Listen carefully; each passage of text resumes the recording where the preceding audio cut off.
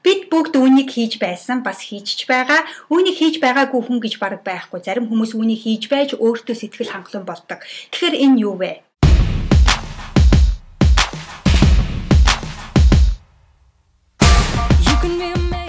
Сайн байцгаана та бүхэндээ энэ өдрийн мэндийг хүргэе. Би нэг захиа хүлээж авсан түүнийгээ та бүхэндээ уншиж өгөх гээд бүр хайгаад олсонгүй санамсаргүй устгасан юм шиг байна. Гэхдээ товчхон санахад түн дээр би хүн их муулдаг. Хүн муулах муу гэдгийг мэддэг ч гэсэн ерөөсөө өөрийгөө зогсоож чадахгүй юм аа.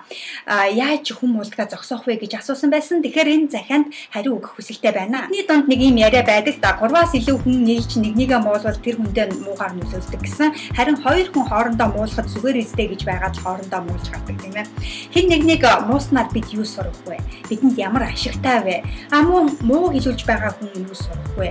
Тэр хүнд ямар ашигтай вэ гэж бодоод үзэхэд хэн нэгнийг муу хэлэх нь муу хэлж байгаа, муу хэлүүлж байгаа хоёр хүндээ ямар ч ашиггүй гэдгийг мэднэ. Тиймээс өнөөдрөөс эхлээд муу хэлдгээ зогсоох нь зүйтэй болов уу гэж би бодож. Бид бусдын амьдралыг мэдэхгүй, бусад хүн юу бодоод, юу зориод явж байгааг ч гэсэн бид сайн мэдэхгүй. Бид юу мэдэх вэ гэвэл бид өөрсдөө чадах бүхнээ чадлаараа хийгээд явж байгаа гэдгээ сайн мэднэ.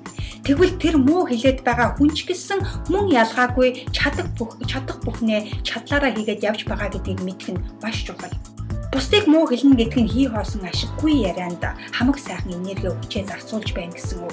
Бусдыг муу хэлнэ гэдэг нь цагаа гарцдаж байна гэсэн үг. Цагаа гарцнаа гэдэг нь амьдралаа гарцдаж байна гэсэн үг. Мөн зарим хүмүүс яадаг вэ гэвэл бусдыг муу хэлж байж өөртөө сэтгэл хангалуун болдог. Өөрөөр хэлбэл өөртөө сэтгэл хангалуун болох хамгийн хямд арга бол бусдыг муу хэлэх гэж болно.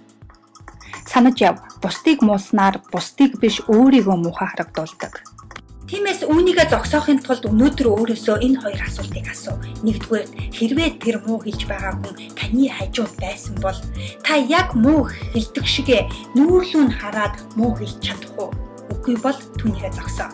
Хоёрдугаар, хэрвээ хэн нэгэн таныг тэгж муу хэлсэн бол танд ямар мэдрэмж төрөх байсан бэ? Муухай мэдрэмж төрөхөр бол түүнийгээ зогсоо. Та хизээ цуу яриаг үзэн яддаг болох вэ гэвэл хэн нэгэн хүн таны тухай цуу яриа дэлгэсэн тэр л үед үзэн ядах болно. Үг хүчтэй, сэтгэл догтлон хэлсэн үг бүр их хүчтэй. Бусдын тухай хэлсэн сөрөг үг хэлэг сөрөг зүйлийг идэвхжүүлж өөртөө болон бусад хүрээлж буй бүх хүнд сөргөөр нөлөөлдөг. Таны амнаас гарсан үг таны чихэнд эргээд сонсогдно гэдэг үг ч бас байдаг. Тиймээс амнаасаа ямар үг гаргахаа ханих нь зүйтэй болов уу?